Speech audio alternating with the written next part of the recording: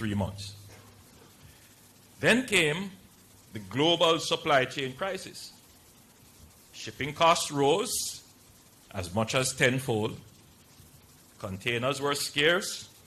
Ports were backed up across the world. Lead times in businesses doubled. And business operations became unpredictable. Every importer felt that immediately and painfully. Then the Ukraine war began. Global food prices spiked sharply. Fuel prices surged. Inflation, which had been contained across the globe for years, spiked again. In fact, double digits.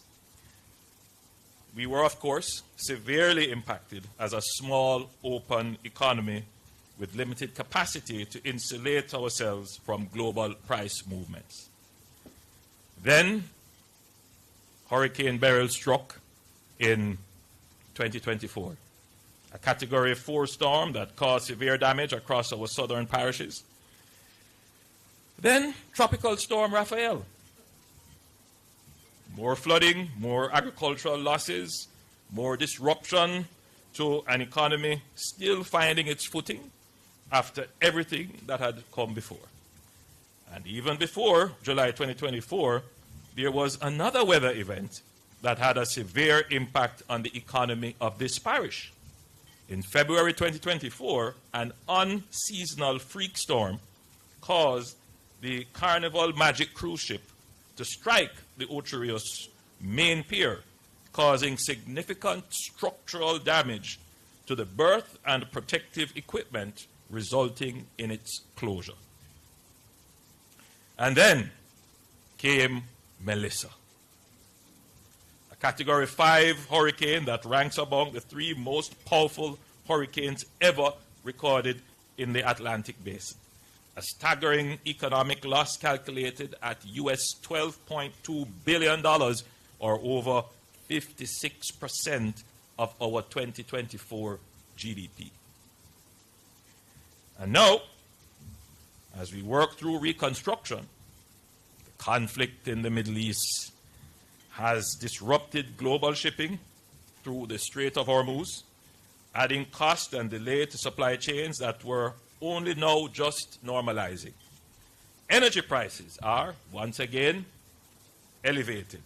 Freight costs are once again rising. The external environment that a small island economy like ours must navigate has never been more volatile.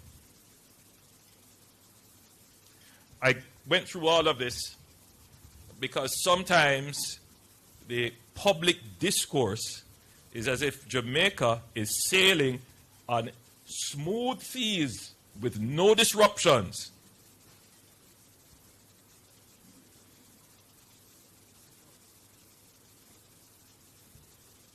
We are not on smooth seas, and almost every year there is a significant external shock.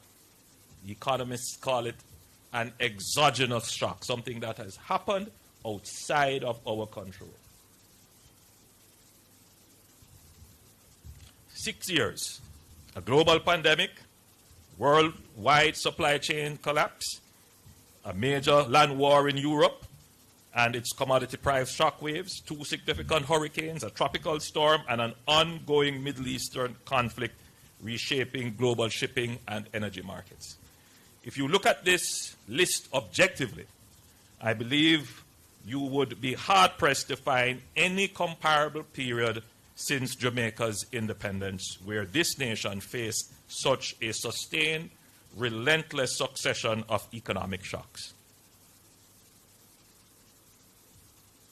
Not in the 1970s oil crisis, not in the financial sector collapse of the 1990s, not in the aftermath of the 2008 global recession.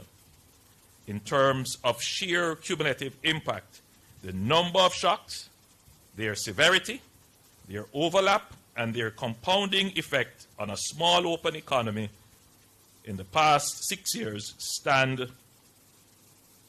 unprecedented in our independence history. This is an undisputable point. But for most Jamaicans, it means nothing.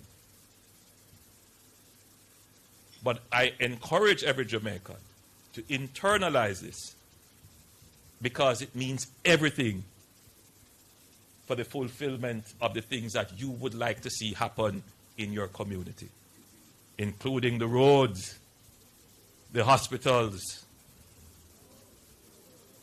Yes. I say this because Jamaicans need to be far more understanding of how global events impact our local economy.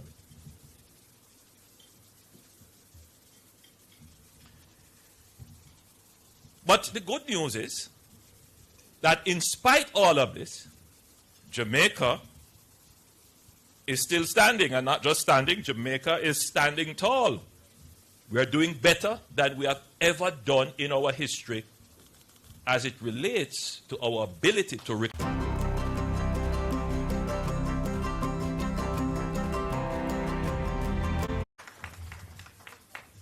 Unemployment is at a record low. Inflation has returned within our target band.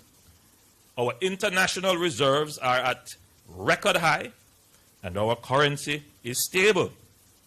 Nobody can dispute those figures. Other than temporary increases, our debt to GDP ratio kept improving even as we absorbed the cost of emergency responses and reconstruction. When Melissa struck, all three major international credit agencies reviewed Jamaica. All three reaffirmed our standing. Moody's even upgraded us. That has never happened in our history. And there is a sense that when I say this, that we are reviewed by the international agencies, there is a sense that all the international rating agencies do is look at our financial health. That's a misunderstanding. The rating agencies have a menu of critical metrics that they review, which includes governance, social, security, environment, governance, and all of those feed into what will happen to Jamaica and its debt. And that's the rating.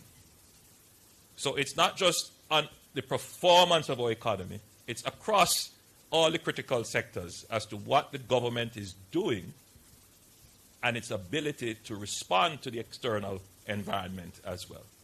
So it is an accumulation of the metrics of the operation of the country to give a very good signal as to where we are.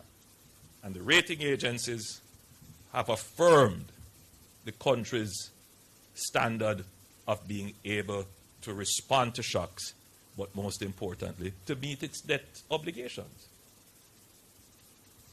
Now, within weeks of the hurricane, we mobilized over US $6 billion in reconstruction financing, the largest development financing package in Jamaica's history. And that did not happen because of sympathy. That did not happen because, people just hear about Jamaica and they like us. It happened because the world watched us navigate 6 years of overlapping, compounding crises and concluded that our institutional framework was strong and credible, our discipline was genuine, and our commitments would be kept.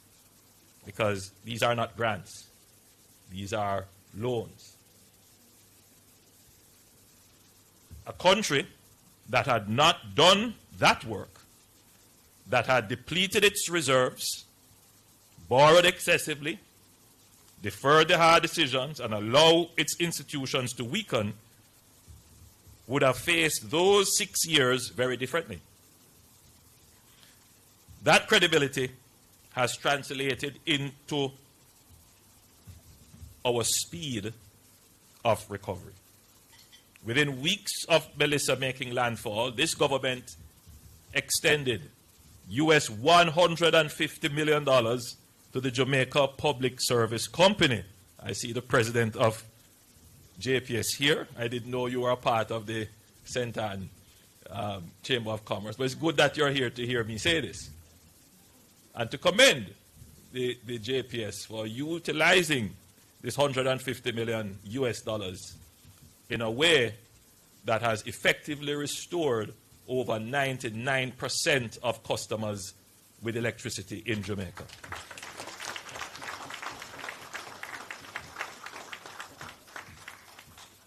We were able to write that check because of how well we managed the economy. The lights came back on in weeks.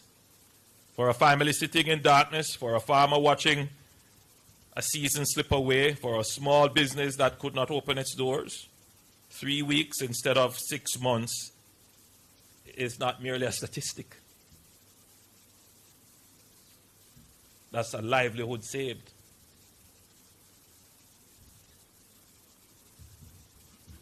Now, the governor of the Bank of Jamaica was able, during all of this, because of the economic performance, to cut its policy interest rate to 5.5% in February and to revise projections for full economic recovery from 3 to 4 years down to 2 to 3 years. So our economic performance as a government is beyond question. And that is not luck. That is a decade of difficult, sometimes unpopular decisions paying dividends at precisely the moment that Jamaica needed it most. With all of that, it is unquestionable that Jamaica has achieved a level of resilience that we have never before had in our history. And that is something for which Jamaicans should be proud. And I want to say here that for decades, our economy and as a result, our society struggled. We had growth that was episodic. We had inflation crises. We had debt crises. We had foreign exchange crises. We literally lounged from crisis to crisis to crisis. But in the last 10 years, something changed in our economy. Something which the average Jamaican experienced but would not appreciate. And I try to make my presentations in a way to reach the Jamaican selling in the market. Because they vote. Probably more than the people inside this room.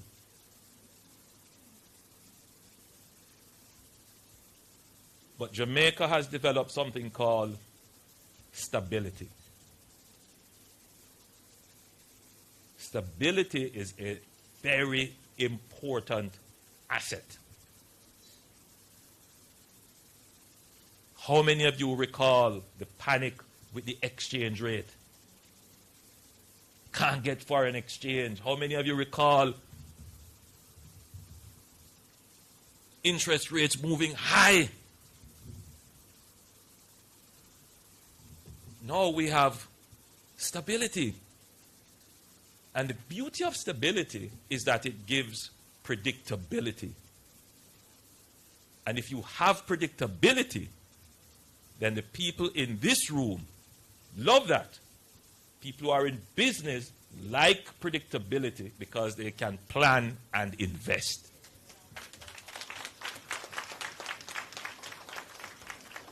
Say whatever you want to say about the government. You cannot dispute that this administration has brought stability to Jamaica.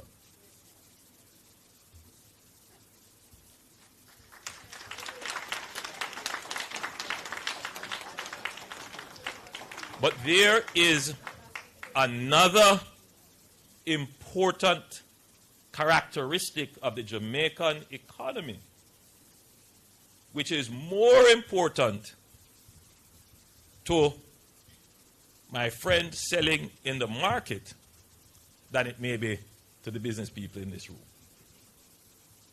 And that is the phenomenon of resilience. Resilience is the ability of any system to withstand a shock, absorb the shock, rise up from the shock, and continue. What has dogged Jamaica for the last 5 decades is the lack of resiliency in our economy. Think about it. Whenever we were struck with high oil prices, whether it is from wars or whatever external issues that may have happened, immediately we had inflation, and then our budget ran into a deficit, and then we had to borrow, and then you end up in a wage freeze, and then you are in a crisis, and then it would take you 10 years to recover from the point of the crisis. In fact, if you look at Jamaica over the last 50 years, each time we are struck by a crisis, it takes us between 5 and 10 years to recover the level of GDP prior to the crisis. But again, the average Jamaican doesn't pay attention to this. The average Jamaican is saying, boy, the country now run good, everything mash up, I can't get this, I can't get that. Not understanding what is the political economy that you need to pay attention to. What is it that you should vote for? Now, struck by COVID, how many years did it take us to recover? 2 years. When we were struck by the financial crisis of 2008, it took us 10 years to recover the GDP. Struck by Hurricane Beryl, how many quarters of growth did we lose? 2 quarters of growth. Recovered. Struck by the 3rd most devastating hurricane in the world, in the history of the record of hurricanes. And the projection is that we will recover in 2 to 3 years. That's a fundamentally different economy from the economy of 50 years ago. Fundamentally different. So, in the last decade, you can say that you have lived to see the Jamaican economy develop a stable core and resiliency. Those 2 critical things.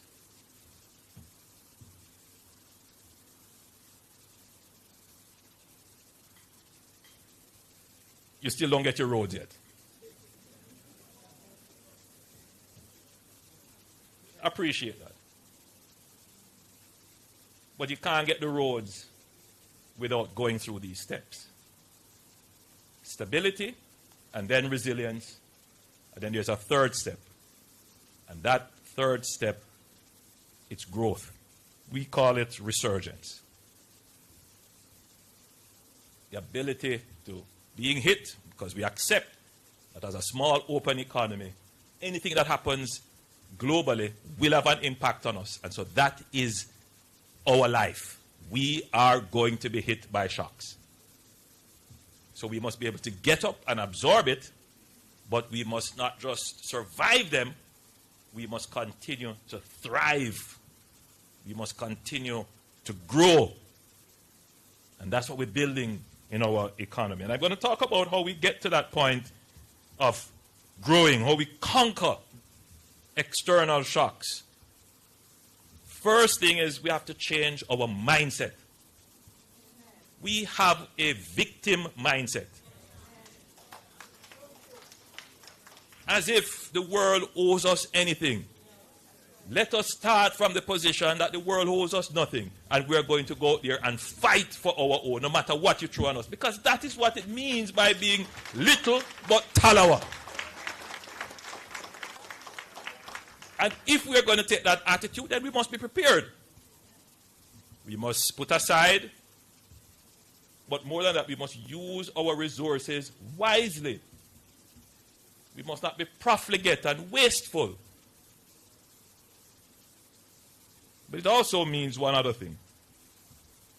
And in my recent budget debate, I made a central point, which I will repeat here tonight.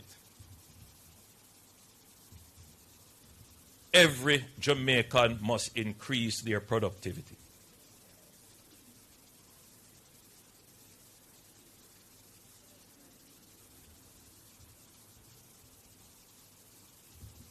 Our fiscal management and stability and our resilience will only carry us to maybe 1 to 2% growth.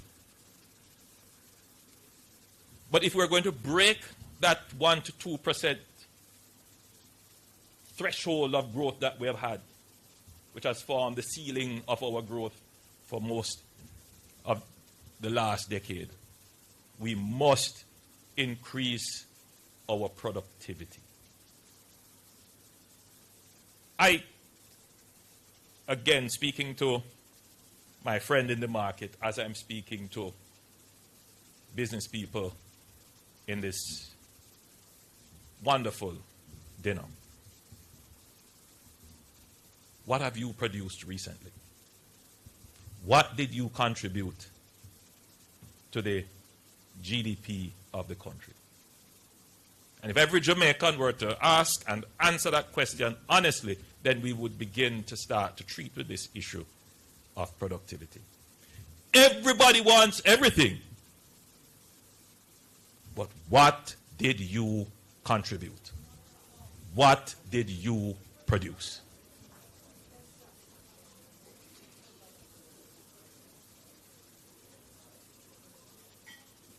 That is an important question that if we are going to break this 1 to 2% growth that we have had, that we must answer everybody fairly and honestly.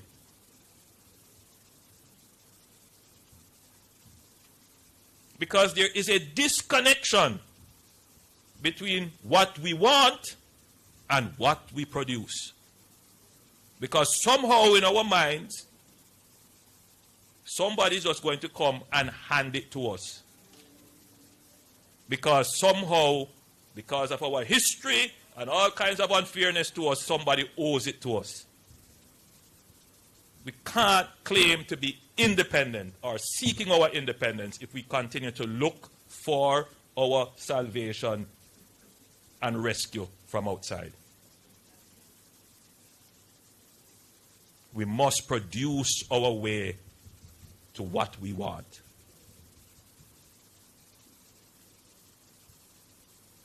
And every Jamaican needs to have this honest conversation with themselves.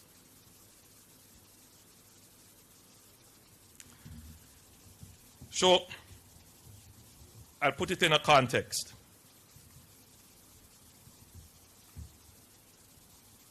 Jamaica produces,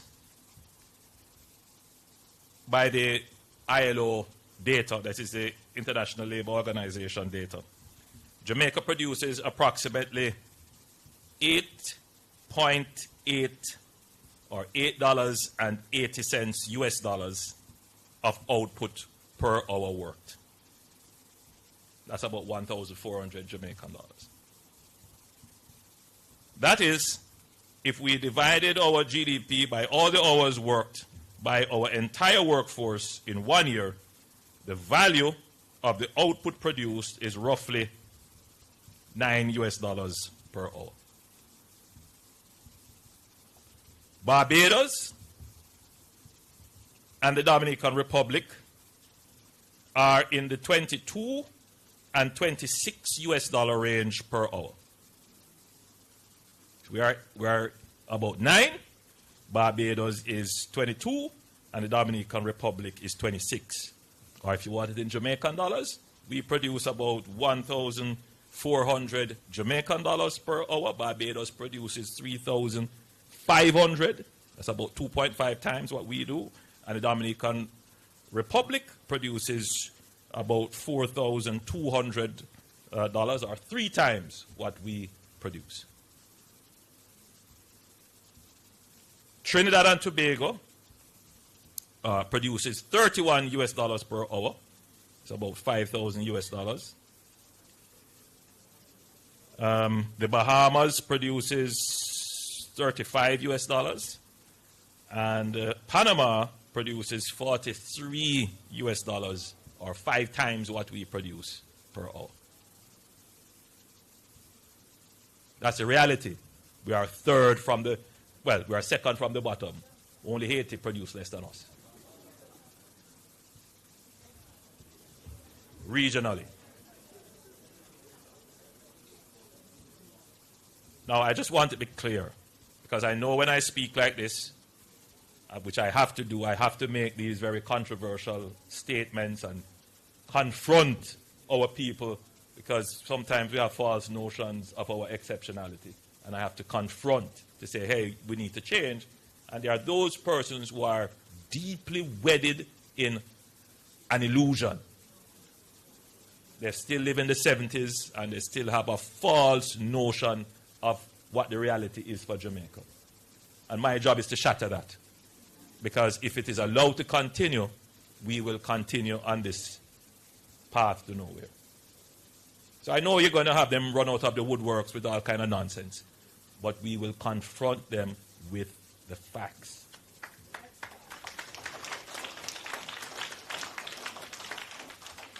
So, this is not a judgment on the Jamaican workers. Our people work hard. That has never been in question. What this number tells us is something about the structure of our economy, about what our people are working in and what value those activities generate per hour. It explains more than any other single fact why wages rise slowly, why growth feels constrained, and why too many of our young people conclude that their talent is worth more somewhere else. The hotel worker in Runaway Bay works just as hard as the hotel worker in Bridgetown. But the Barbadian economy generates nearly 3 times the value per hour as our economy. They are not working 3 times harder than us. They are working in a higher value version of the same industry. I wonder if you see that point. The Barbadian worker isn't working harder than the persons who I saw serving quite efficiently and professionally here. But they earn more because they have a higher value product than us. So the question as it relates to productivity is why? Why do they have a higher value service industry in tourism than we do?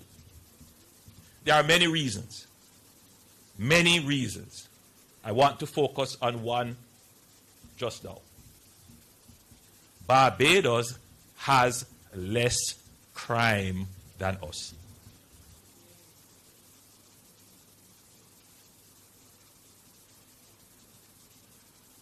So I'm speaking to the business people here, but I'm also speaking to the people in the community and the people in the markets and the people at the bus stop. Why do we have more crime here? many reasons. But one of it is that we tolerate it as a people. We are ambivalent about it as a people.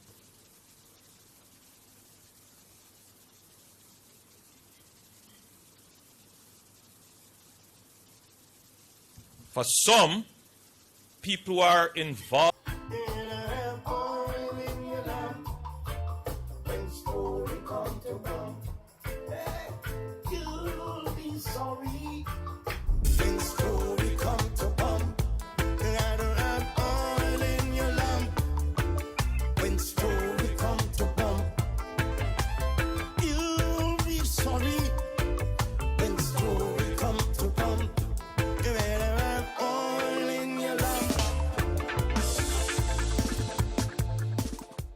and see them for what they are, a pestilence.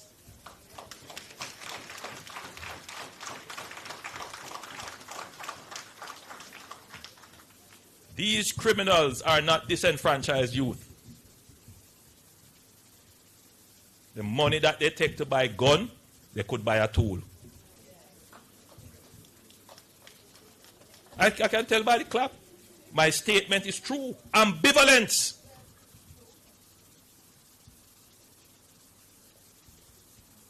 And until we get that out of our minds, that we're not dealing with angels, then we will continue to coddle them. Unless we recognize that the criminals impact the tourism product and reduces the value that we can get from it, we won't grow. And your wages will remain low. Because the service that we offer is a much better product. But we can't get the value out of it because there's this stigma.